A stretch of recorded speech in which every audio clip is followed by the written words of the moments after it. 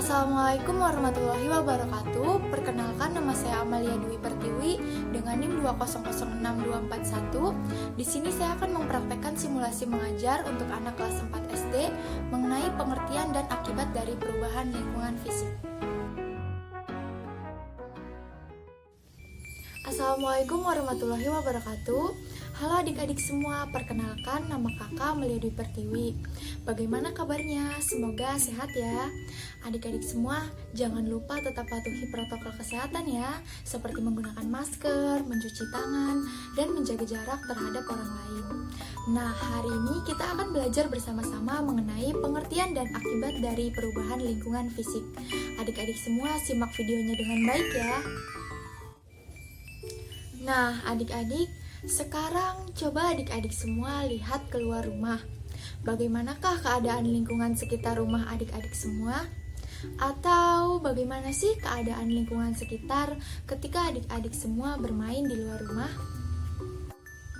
Nah, adik-adik, lingkungan tempat tinggal kita itu selalu mengalami perubahan karena pada dasarnya lambat laun permukaan bumi akan mengalami perubahan lingkungan fisik, terutama pada tanah dan lingkungan sekitarnya. Nah, kira-kira adik-adik semua ada yang tahu nggak? Kenapa ya lingkungan fisik itu dapat mengalami perubahan? Nah, adik-adik, adanya peristiwa alam seperti angin, hujan, bahkan gelombang laut dan matahari yang menyinari bumi itu yang membuat lingkungan fisik mengalami perubahan. Tentunya masih ada peristiwa alam lainnya yang dapat membuat perubahan lingkungan fisik ya. Nah, adik-adik, peristiwa alam banyak terjadi di mana-mana. Hal ini salah satunya dikarenakan adanya perubahan lingkungan. Jadi, perubahan lingkungan fisik juga dapat menimbulkan terjadinya peristiwa-peristiwa alam. Adik-adik, tahu nggak apa aja sih peristiwa alam yang dimaksud? Kira-kira apa aja ya? Nah, kakak akan jelaskan beberapa contohnya. Simak baik-baik ya. Contoh peristiwa alam yang terjadi akibat perubahan lingkungan fisik yang pertama yaitu tanah longsor. Nah, apa adik-adik semua tahu apa sih tanah longsor itu? Tanah longsor adalah pergerakan tanah yang jatuh ke bawah karena tanah tidak ditahan atau pepohonan tidak ada yang menahan sehingga terjadi longsor.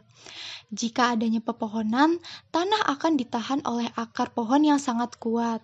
Secara fisik, dampak tanah longsor juga mengakibatkan perubahan terhadap lingkungan atau alam.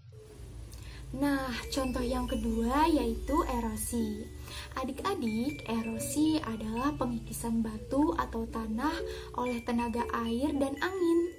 Secara fisik, dampak erosi menimbulkan perubahan lingkungan. Kemudian contoh yang ketiga yaitu abrasi. Nah, kalau contoh yang kedua tadi kan erosi. Kalau yang ketiga ini namanya abrasi. Adik-adik, abrasi adalah pengikisan pantai dikarenakan gelombang laut dan arus laut. Dampak abrasi mengakibatkan perubahan bentuk pantai secara fisik, seperti adanya tebing-tebing pantai. Karena adanya tebing-tebing pantai sehingga merubah pemandangan di sekitar pantai. Nah, adik-adik semua jangan sampai lupa ya, kalau erosi itu pengikisan batu atau tanah oleh tenaga air dan angin, sedangkan abrasi yaitu pengikisan pantai yang dikarenakan gelombang laut dan arus laut. Nah, adik-adik, cukup sampai di sini dulu ya pembahasan kita hari ini. Tapi sebelum mengakhiri pertemuan kita hari ini, kakak mau kasih satu kuis berhadiah bagi adik-adik yang bisa menjawab pertanyaan dengan benar. Ingat ya adik-adik, hanya ada satu kuis, jadi hanya ada satu pertanyaan. Dan pertanyaannya akan berkaitan dengan materi yang telah kita bahas bersama tadi. Adik-adik semua jawab pertanyaannya dengan benar ya. Nah, pertanyaannya adalah: suatu peristiwa alam di mana terjadinya pengikisan batu atau tanah oleh tenaga air dan angin, yaitu disebut apakah erosi atau abrasi? Kakak ulangi ya pertanyaannya.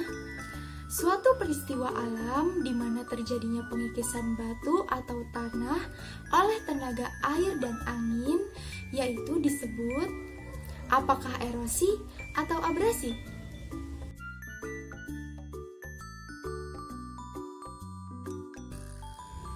Gimana nih adik-adik? Apakah adik-adik semua sudah menjawabnya? Baik, jika adik-adik semua sudah menjawabnya, kakak akan memberitahukan jawaban yang benarnya ya. Dan jawaban yang benar adalah erosi. Nah, apakah adik-adik semua menjawabnya dengan benar? Jika adik-adik semua menjawab dengan benar, kakak akan memberikan hadiah tepuk tangan dan juga 2 jempol dari kakak. Dan bagi adik-adik yang belum tepat dalam menjawab kuis tadi, tidak apa-apa ya, mungkin adik-adik bisa menjawab dengan tepat di kuis selanjutnya. Jadi, adik-adik semua jangan lupa untuk selalu melanjutkan belajar di rumah ya. Baik adik-adik, kakak harap adik-adik semua dapat memahami dan mencerna pembelajaran hari ini dengan baik ya. Sampai jumpa lagi. Terima kasih adik-adik semua. Wassalamualaikum warahmatullahi wabarakatuh.